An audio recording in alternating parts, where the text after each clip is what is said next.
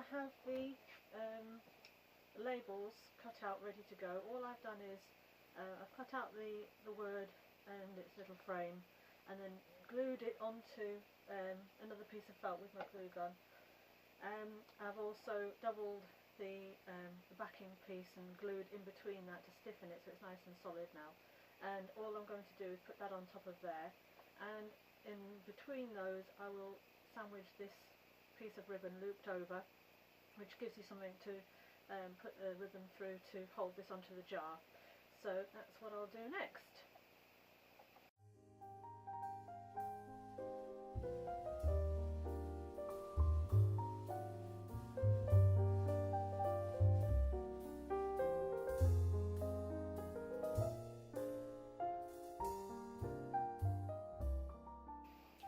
There we go, that's one done, and I'll just do the other two and come back to you. Okay, so next I'm going to put them onto the jars. I've got all three of the labels done now, and what I'm going to do is just decorate the top edge of the jar just so that the what's this bit called, threads of the jar aren't so visible, since what you're going to see when you actually use the jar is mostly the top edge of it. So just a bit of decoration on the top using this trim. Just going to glue that on, and I'll just do that now. And then the last thing will be to apply the ribbon and the actual label, thread that through the ribbon, and then that just sits underneath this band here, and it's just knotted or something at the back, and then as you can see that just hangs like that, and you can sort of get at the things that you need to inside the jar, and they're going to hang on the hooks on my storage unit. So that's what to do next.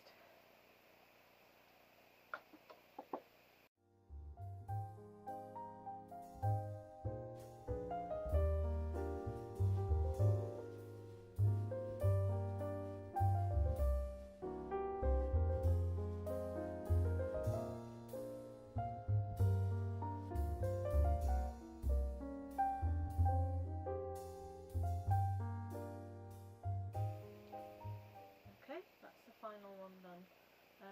So next I'm just going to put the ribbon along around underneath this band, which is going to hold the ribbon in place and stop it from just falling off the top of the pot.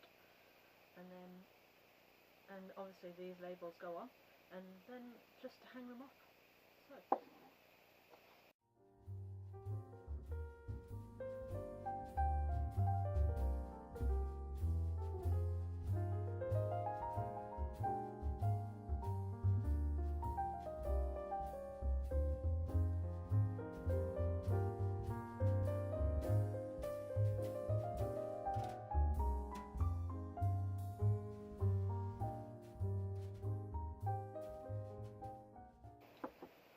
So there's one done.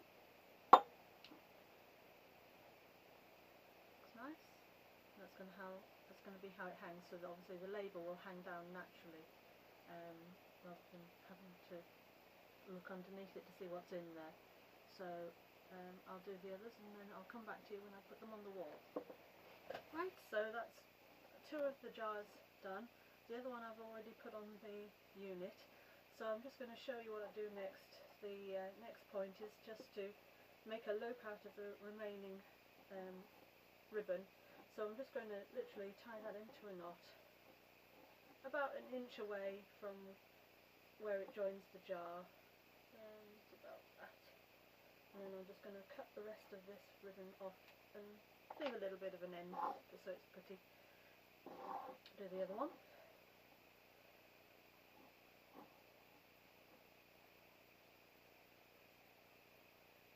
About an inch away, it's about that. Cut the ends off, and then I'll just put them onto the wall. So I'll just do that. So you can see the first one is hanging on the unit now, and the other two will just be hanging on the ones on the hooks that are on the other side, just on these Probably not next to each other. It depends how much space there is between the pots. It might be okay, but we'll see. Okay, so it actually looks quite nice with them two just hanging next to each other like that. I may put the sponges one so that there's 3 in a row like that, and then the other 3 hooks can be for something else. Or I might make some more jars later on and put them on those other 3 hooks. There is also going to be another unit on the other side of the wall, so there'll be another 6 hooks there. So as I get all my bits of craft gear together, it might be obvious if I need more pots like this, and I can put hooks all the way along. There could be 12 hooks carrying all these various little small items of useful stuff for me, so that's great. So I shall leave it there, and that's these particular jars done. I haven't yet finished the other jars which I showed you, and I'll come back to you once I've got those on the wall.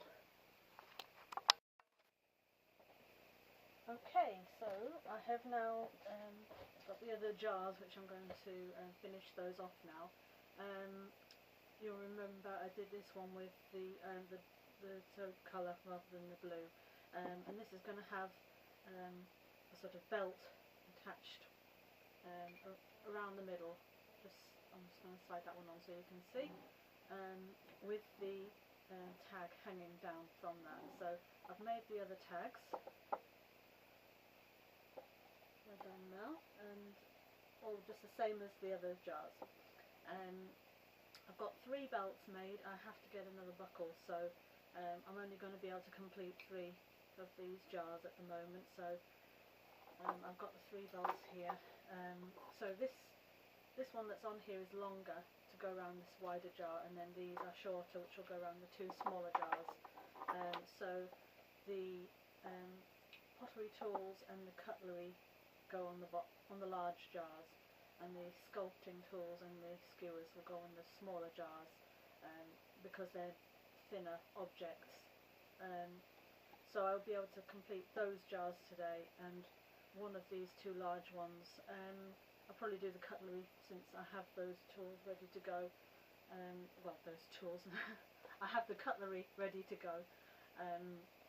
And I'll show you what I do to attach this to my unit once I've finished. First thing I need to do though, just take this off, I need to complete the top of the jar. I don't want these objects kind of banging against the edge of the jar and potentially cracking it. So especially with cutlery having metal and plastic and things in it, and they make a noise. So what I've got is I've got some bias tape which matches it's made of the same fabric as the actual belt itself. And what I'm going to do is I'm going to glue that on around the top on the threads, and then just turn it under, and that will then protect the top edge of the jar. You can hear that doesn't make a sound really as bad as it was. It's exactly what I've done on the other jars which I showed you in the first video. So that's the next thing to do. So I'll fast forward through this, but I'm going to just attach this now with some glue.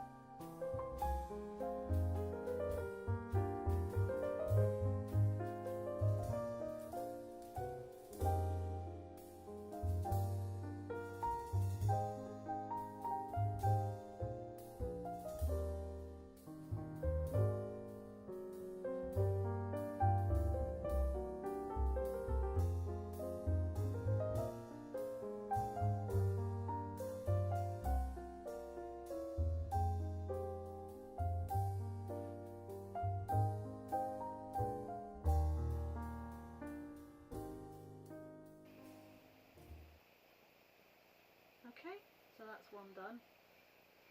I'll just do the other 2, and then I may or may not add the this trim that I had before on the other jars, because this has already got some detail around the top edge. I don't know if it needs it or not. I have done it on the other jars, but I don't know. I don't know. I might have it the other way up, that it goes lower. Could do. That might look quite nice. Possibly. Yeah. Anyway, I'll just do the other two jars first, and then I can have a think about that in the meantime. Okay, so now I've finished putting the tape along the top, and I have put that decoration along the top as well. I think I quite like that, so I've done that on the other two. Next thing I want to do here, this one has the cutlery going into it, so you know there's going to be quite a lot of impact on the bottom of the jar. So what I do, I've done this on my jars with the brushes in, and I will do this for the other two jars as well, is put a piece of felt inside the jar at the bottom, just so that it gives it a soft surface for the items to land on. But because this is cutlery and it's heavier, I'm also going to put a piece of wadding in first. So in order to do that, all I need to do is measure and mark the bottom of the jar and cut that out around here. It doesn't have to be exact, just an idea for the shape here. Just mark that around, and then I'll cut that out. Don't get much of a mark with the pencil, but enough, I think.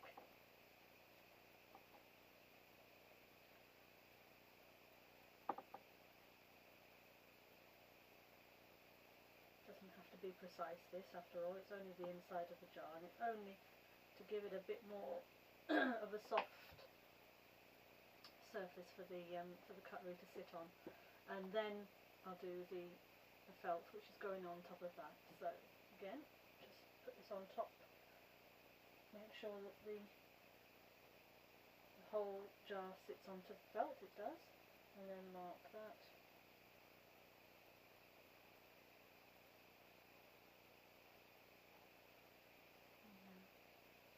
That, and then just cut this out as well.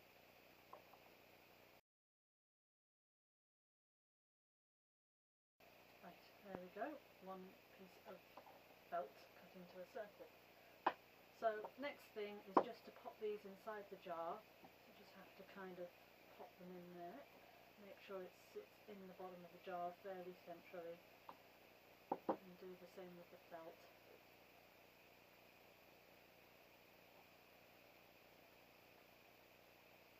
There we go. And I just want to make sure that that doesn't go anywhere, so I'm going to pop a little bit of glue in the jar, just on the base. It's a bit fiddly this, but I have to hold the pieces of stuff to the side. This is fiddly. Because it's quite a long, deep jar, I think what I'll have to do is hold this back with something else, like my brush. And I can just drop a little bit of glue in there and then move this back into place. Okay.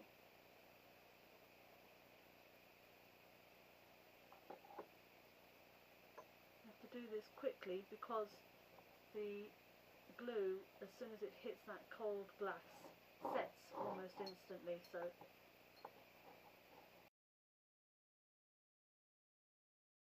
go. That's just enough to stop it moving around, and I can peel back the felt and do the same thing on there.